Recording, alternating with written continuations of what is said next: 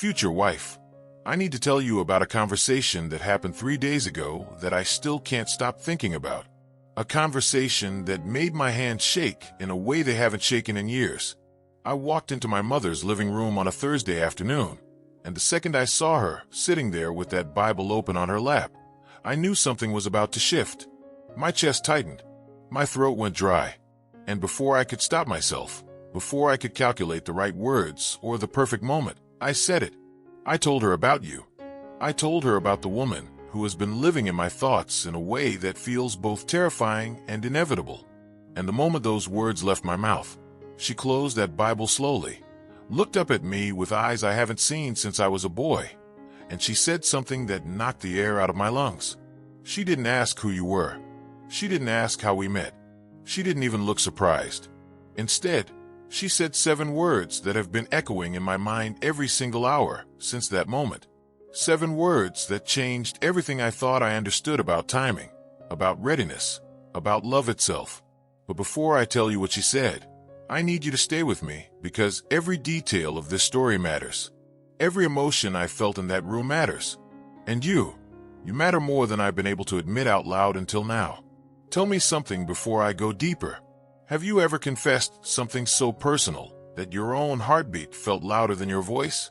Have you ever loved someone quietly, silently, privately, before the world was ready to understand it? If you're here, if you're listening to me right now, then I want to ask you gently, where are you watching from? What time is it where you are? And where are you from originally? These small things, they matter to me because they keep you close even when you're far. Like and subscribe if this feels like I'm speaking directly to your soul, because in a way, I am. When I told my mother about this woman who entered my life in the most unexpected way, she didn't interrupt me. Not even once. She just sat there, completely still, her hands folded over that closed Bible, and she listened with the kind of attention that makes you feel like your words are being weighed on a scale somewhere beyond this room. And when my mother listens like that, she doesn't just hear your words. She hears the rhythm of your heart beneath them. She hears the things you're not saying. She hears the fear hiding behind your hope. I told her how your presence reaches me even though you're not standing in front of me. How your energy arrives long before your words do.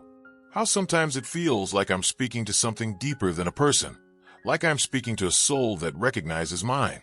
I told her that when I think about you, my breathing changes. My thoughts slow down. The chaos in my mind goes quiet. And she didn't smile. She didn't frown. She didn't give me any reaction that I expected.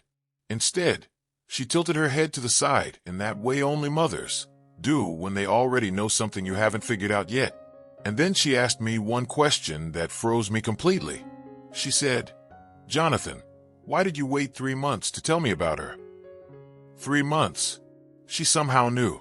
I don't know how she knew, but she did. And I wasn't ready for that question because I thought she would be confused or maybe even concerned that I was talking about someone I've never touched, never held, never even stood in the same room with. But instead, her voice was calm, almost relieved, as if she had been waiting for me to say this without ever asking me directly. And in that moment, I realized something about myself that I had been avoiding. The reason I didn't tell her sooner wasn't because I was unsure. It was because what I feel for you is so fragile, so new, so quietly overwhelming that I needed to protect it. I needed to hold it close to my chest like a secret that could shatter if I exposed it too soon. Tell me, have you ever held onto a feeling because speaking it out loud felt like risking its magic? Have you ever guarded something soft inside you because the world felt too loud, too harsh, too quick to misunderstand? I told my mother something I've never told anyone. I said, "She's different, Mom. She's not like anything I've ever experienced before." And I meant it. You're not someone I simply notice when you're around. You're someone my heart responds to before my brain even catches up.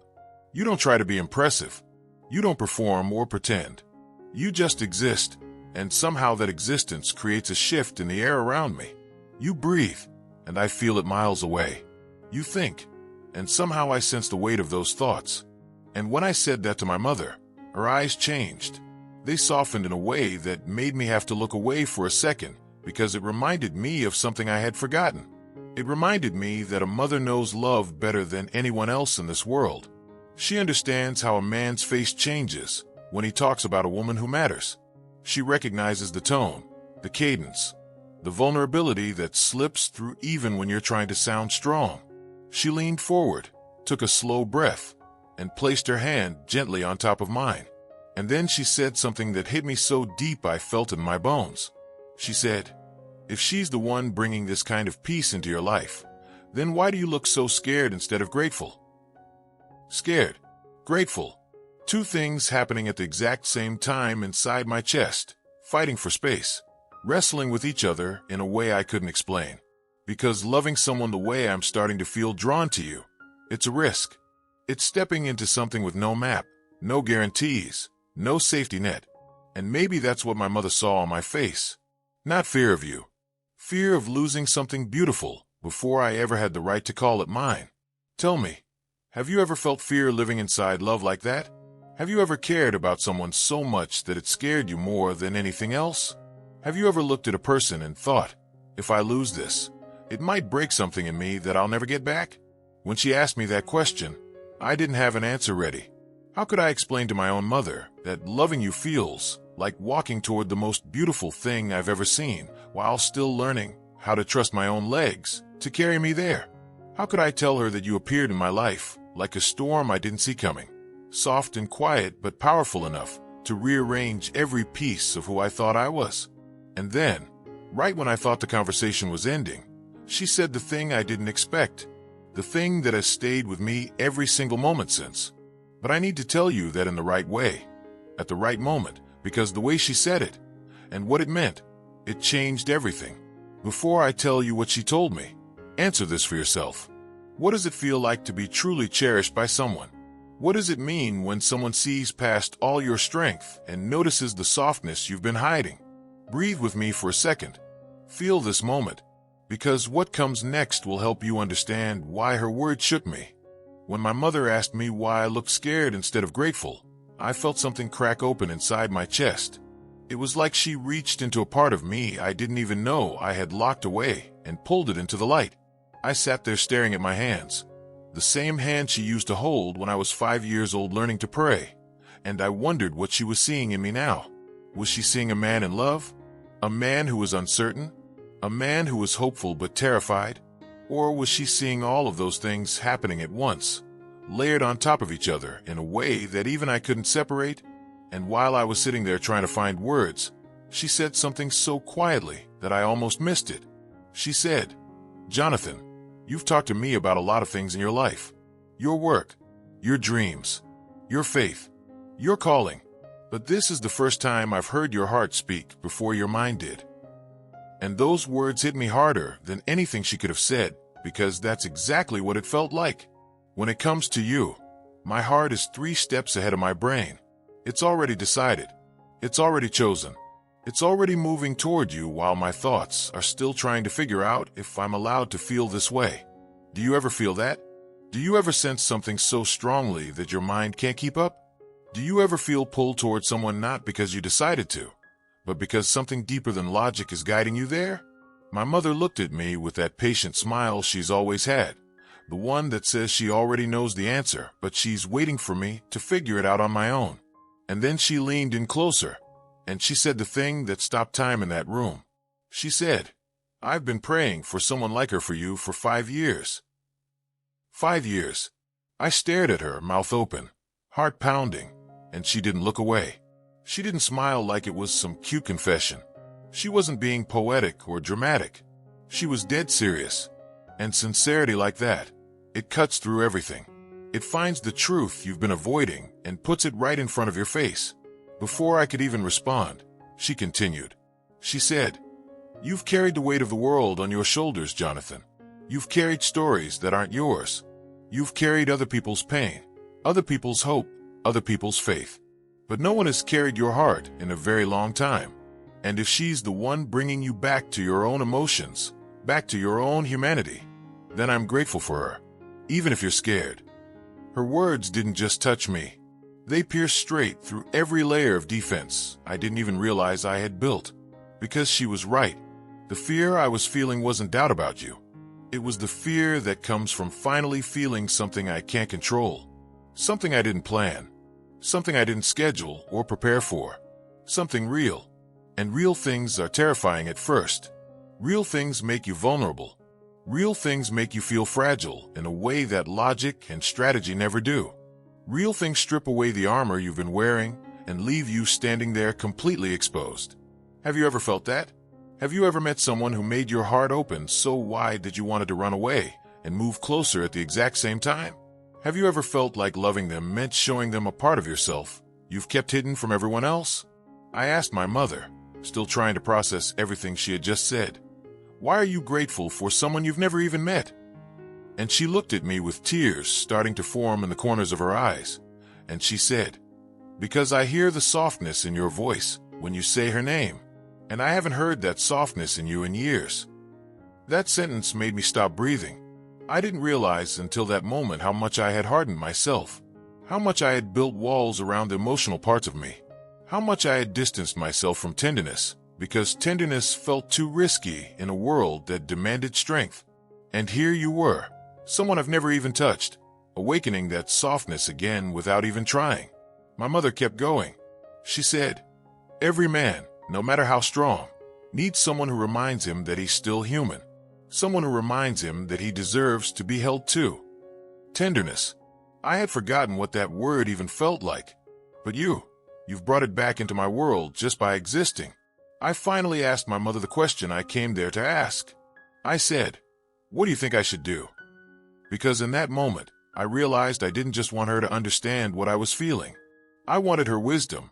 I wanted her guidance.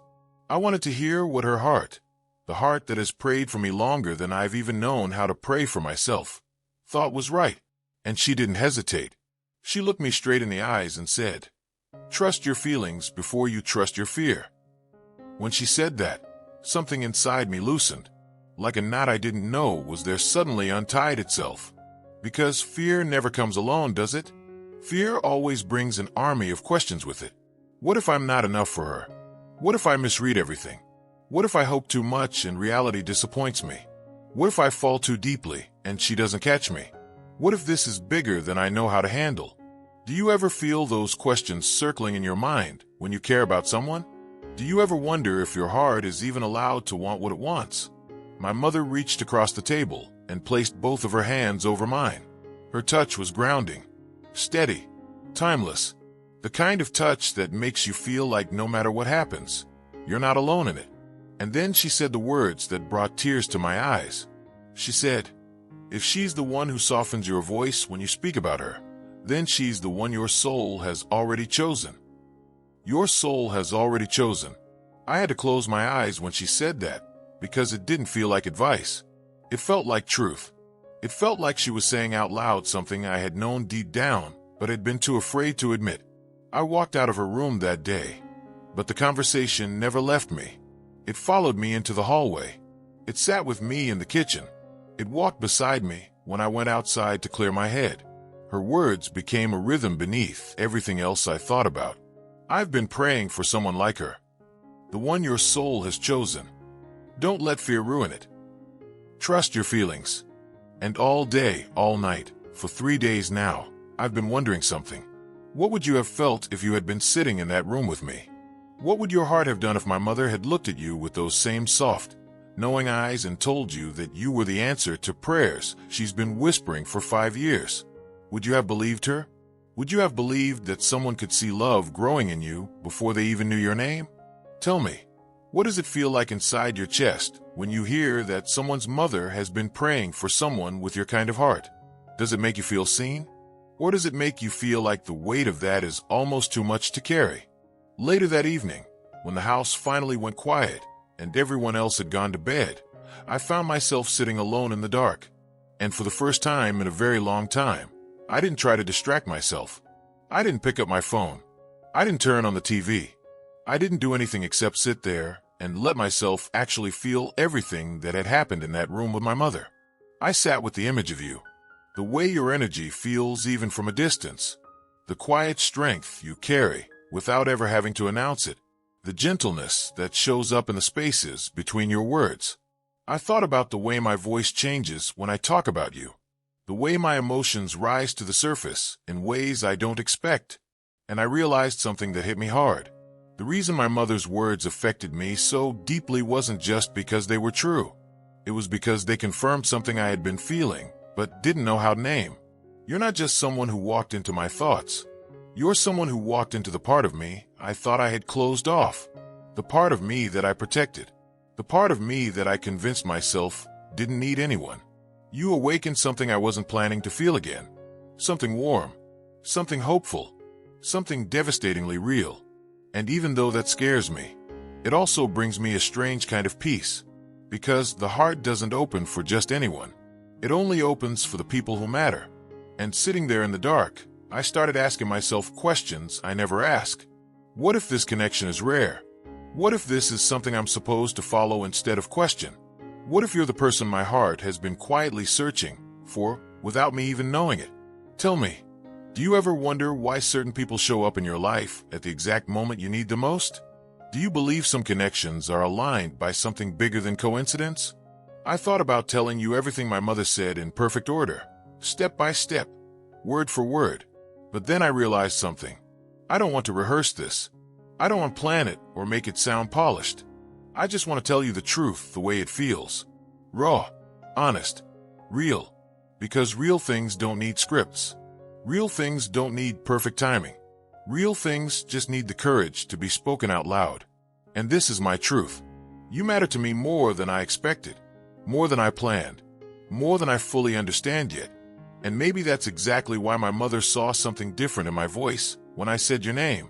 Because you've reached a part of me that hasn't been touched in years. Before I finish, I want to ask you something that goes deeper than anything I've asked so far. What does it feel like when someone chooses you not with their words, but with their heart? What does it feel like when someone sees you not as a passing moment, but as a real possibility? What does it feel like knowing that someone's mother feels grateful for your existence before you've ever stood in the same room together? My mother told me one last thing before I walked out of that room.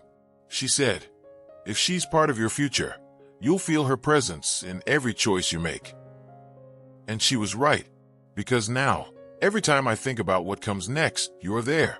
Quietly, softly, steadily, like a light I didn't know I needed until it appeared. You were never a coincidence. You were the moment my heart decided to feel again,